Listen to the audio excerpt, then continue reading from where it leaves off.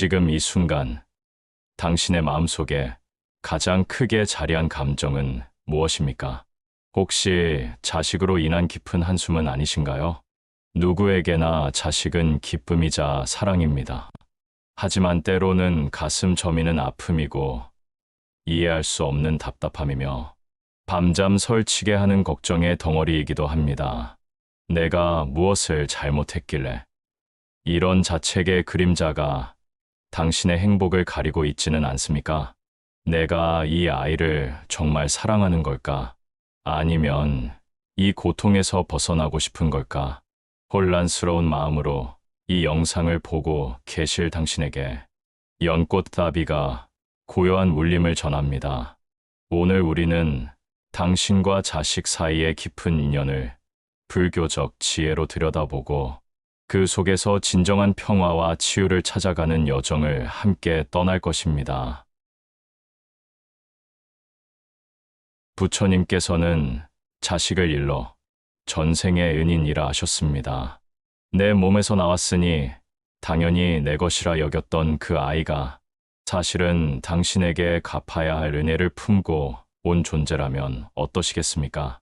우리는 흔히 자식을 내가 낳아 기르는 존재, 나의 소유물처럼 생각합니다. 내 배 아파 낳았는데 내가 이렇게 희생했는데라는 생각에 때론 섭섭함이 피어오르기도 하죠. 하지만 불교에서는 모든 인연이 업의 결과이며 전생의 빚을 갚거나 은혜를 주고받는 과정이라고 봅니다. 당신의 속을 썩이고 당신의 뜻대로 움직이지 않는다고 느껴지는 그 아이는 어쩌면 당신이 전생에 지은 인연의 매듭일지도 모릅니다. 혹은 전생에 당신에게 큰 가르침이나 은혜를 베풀었던 존재가 다시 태어나 이 생에서 당신에게 새로운 깨달음을 주고 있는 것일 수도 있습니다. 우리는 알지 못하는 깊은 인연의 끈으로 엮여 이 생에서 다시 만난 것입니다. 이 사실을 마음 깊이 이해하는 순간 자식을 향한 당신의 원망이나 서운함은 신기하게도 조금씩 사그라들 것입니다. 혹시 아이가 당신을 화나게 할 때 그 분노가 정말 아이 때문만은 아니라는 생각을 해보신 적 있나요? 사실 자식은 당신의 가장 깊은 내면, 즉 아직 다듬어지지 않은 당신의 마음을 비추는 거울입니다. 부처님은 말씀하셨습니다. 남의 허물 보지 말고 나의 허물을 살펴 행하라. 우리는 자식과의 관계에서 어려움이 생기면 자연스럽게 아이의 문제점을 먼저 찾습니다. 쟤는 왜 저럴까? 왜 내 말은 안 들을까? 하지만 불교적 관점에서 자식은 당신의 숨겨진 그림자나 아직 다스려지지 않은 마음을 여실히 드러내는 존재입니다. 아이가 버릇없이 굴거나 당신에게 상처 주는 말을 할 때 당신의 마음은 어떻게 반응하나요? 분노, 실망, 억울함, 혹은 깊은 슬픔일 수 있습니다. 그럴 때 잠시 멈추어 그 감정을 깊이 들여다보세요. 그 감정은 어쩌면 당신이 해결하지 못한 과거의 상처에서 비롯된 것일 수도 있고, 당신이 자녀에게 투영하고 있는 당신 자신의 불안일 수도 있습니다. 마음은 모든 일의 근본이니 마음이 청정하면 말과 행동도 청정해진다. 당신의 마음이 고요해지고 평화로울 때 자식의 거칠었던 마음도 조금씩 부드러워지기 마련입니다. 자식을 변화시키려 애쓰기보다 먼저 당신 자신의 마음을 들여다보고 그 속에서 자비의 씨앗을 발견하는 것이 진정한 관계 회복의 시작입니다. 당신이 고요해질 때 비로소 아이는 당신에게서 평화를 배울 것입니다. 자식을 키우는 일이 세상에서 가장 힘들다고 느껴지는 순간에도 당신은 사실 가장 위대한 수행을 하고 있다는 것을 알고 계십니까? 당신이 흘린 눈물, 참아낸 한숨, 그 모든 희생은 공덕으로 쌓여 당신의 삶을 찬란하게 빛내고 있습니다.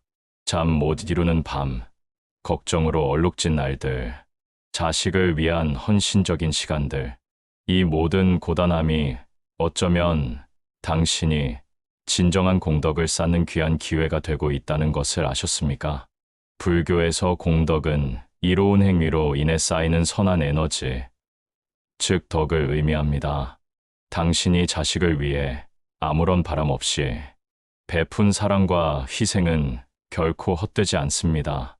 비록 지금 당장 자식이 그 마음을 알아주지 않더라도 그 씨앗은 아이의 마음속 깊이 심어져 언젠가 반드시 꽃 피울 것입니다.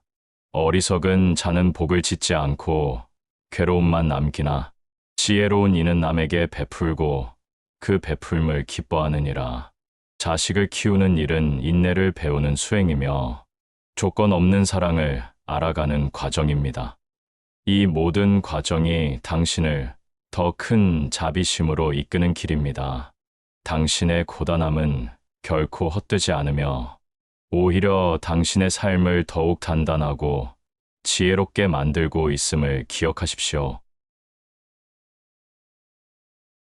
아이가 당신의 마음을 몰라준다고 너무 서운해하지 마세요. 혹은 당신을 등지고 멀어져 가는 것 같아도 너무 좌절하지 마세요. 부처님은 말씀하셨습니다. 어떤 꽃도 계절을 거슬러 피지 않으나 때가 되면 반드시 피어나느니라.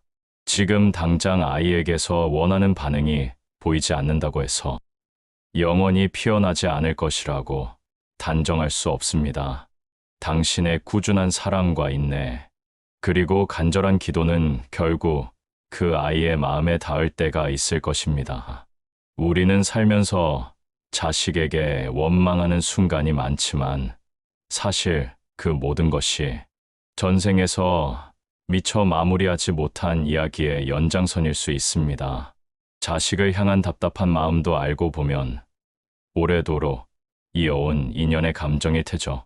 하지만 기억하십시오. 참된 수행자는 괴로움을 미움으로 갚지 않고 사랑으로 껴안아 어둠을 밝히느니라. 당신이 자식에게 보여준 참음과 용서는 그 어떤 말보다 깊은 향기를 지니고 있습니다. 아이는 부모의 말을 따라 크는 것이 아니라 부모의 마음을 따라 자랍니다. 당신 내면의 고요함과 자비심이 아이의 거울이 되어 줄 것입니다. 지금은 잠시 어둠 속에 있더라도 언젠가 그 어둠이 걷히면 아이는 제일 먼저 당신의 따뜻한 등을 기억할 것입니다. 왜냐하면 부처님께서 말씀하셨대. 모든 인연은 흐르되 자비로 맺어진 인연은 헤어짐이 없느니라. 당신의 인연은 끊어지지 않았고 지금도 이어지고 있으며 끝내 서로를 껴안게 될 것입니다. 그대여, 당신은 정말 많은 날을 울고 웃으며 견뎌왔습니다. 자식을 품고 다그치고 때로는 속상해하며 지내온 모든 순간, 그 마음 안에는 오직 자식이 더 잘 되기를 바라는 마음 하나만이 있었을 겁니다. 하지만 돌이켜보면 당신은 단지 바란 것만이 아니라 모든 것을 내어주며 살아온 것이었습니다. 부처님께서는 공덕은 바라는 마음에서 피어나지 않고 놓는 마음에서 자라나느니라고 말씀하셨습니다.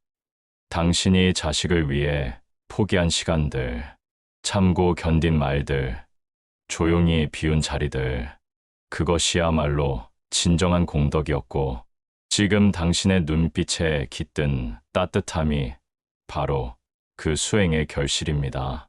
이제는 놓아도 됩니다. 가슴에 남은 서운함도, 아이가 나를 몰라줘서 힘들었던 기억들도, 그것을 내려놓는 순간 비로소 마음이 진짜로 가벼워질 것입니다. 당신은 이미 충분히 잘 살아오셨습니다. 당신이 자식에게 해준 모든 것은 결코 희생이 아니었습니다. 그것은 전생의 은혜에 대한 고요한 감사였고 그 감사함이 당신의 삶을 더욱 빛나게 만들었습니다. 오늘 이야기가 당신의 마음에 고요히 스며들었기를 바랍니다. 자식이라는 이름의 인연, 그 인연을 품고 살아온 당신의 날들이 결코 혼자만의 고행이 아니었음을, 그 모든 시간이 복으로 돌아올 것임을 우리는 부처님 말씀을 통해 함께 확인할 수 있었습니다. 당신의 삶이 자비로 피어난 한 송이 연꽃이라면 자식은 그 꽃잎에 내려앉은 고요한 인연의 이슬입니다. 이제는 그저 그 아름다움을 가만히 바라봐 주세요. 그것이면 충분합니다. 이 영상이 당신의 마음에 작은 위로가 되었다면 댓글로 당신의 마음을 나눠주세요. 당신의 이야기는 또 다른 이에게 큰 위로가 될 수 있습니다. 그리고 더 많은 분들이 이 고요한 울림을 들을 수 있도록 좋아요와 구독으로 연꽃다비를 응원해 주세요. 당신과 당신 자식의 삶에 언제나 평안과 자비가 함께하기를 바라며 인사드립니다. 고맙습니다.